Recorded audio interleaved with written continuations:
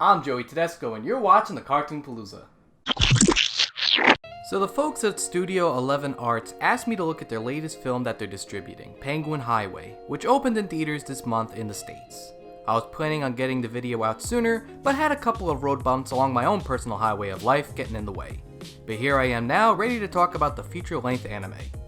I was grateful enough to see this film as the representative from 11 Arts encouraged me to be honest with my thoughts, which, for any critic, is exciting, as we're encouraged to get something to really rip apart and dissect. However, with the release of this film gives people an opportunity to see what you can and can't do in a visual medium like animation.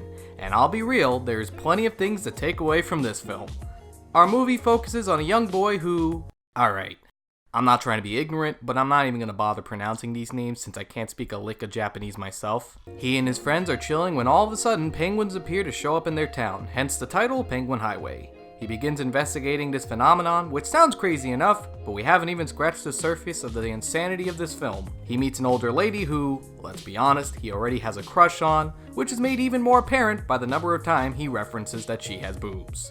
I kid you not, there's a scene in the film where he and a young lady friend get into a fight over him liking her boobs. Just to make the surrealness of this film get even more surreal, it's shown that the penguins are connected to this older lady, as she is able to summon the penguins. Over time, he has other friends get involved, more weird crap appears, and the more I discuss this, the more I'll spoil, and to be perfectly clear with this movie coming out, I don't want to be the guy who spoils anything.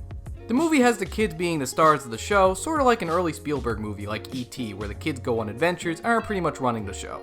You can pretty much pick up who the characters are and what their roles are if you've seen these types of films. You have the hero kid, the girlfriend, the dorky kid with glasses, and the bully. However, what I do like about this film is how much character they dedicate to these kids. Our main hero is pretty smart, as he finds making Venn diagrams and documenting phenomenon as his quirk. His quirk towards being a scientist often gets him into trouble and leads to funny situations where he attempts to be smarter than the other kids. I'll say it's an important aspect of the film, as it's easy to see how trying to grow up too fast causes us to forget what it's like to be a kid, and that's why it's important for him to have friends to balance that out. And yes, even the bully. At first I thought this was going to be a stereotypical bully character that I would hate, but the movie does attempt to humanize this character to the point that he becomes pretty endearing. I'll go out of a limb and say the filmmakers probably saw Paranorman before seeing this film, and how to make a bully likable. Now if the movie's about growing up too fast, that's where our other lead comes in. And I'm gonna be honest, it's a little disturbing when an older woman is the companion to a young boy who already has a crush on her, or more specifically her boobs. They eventually acknowledge this in the film, but it still borders on a potential call to child services. It's supposed to illustrate how kids going through hormones are expected to have crushes and not to be weird about it, but I still think the movie could have done a better job at illustrating this without having an older woman court a young boy in the name of science and making penguins out of nothing. Outside of that, there's pretty great visuals that make me appreciate how the movie was animated. Most of what they pull off in this film could not have been done in live action, and if it were to have come out in live action, wouldn't have been as convincing.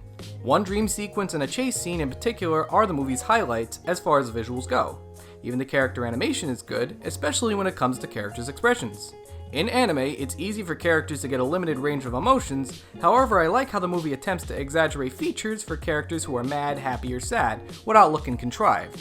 Overall, if I had to recommend this film, I'd say if you're a fan of the early work of Spielberg, then you're going to be in for a treat, as I do feel the childlike whimsy of the film is enough to keep you invested. However, with some of the undertones this film has, does make it a little hard for me to recommend it to everybody. I know I didn't get the chance to talk about the movie more, but because it's still in theaters, and I do think it'll be a treat for those who want to check it out, it's enough for me to give it the OK rating.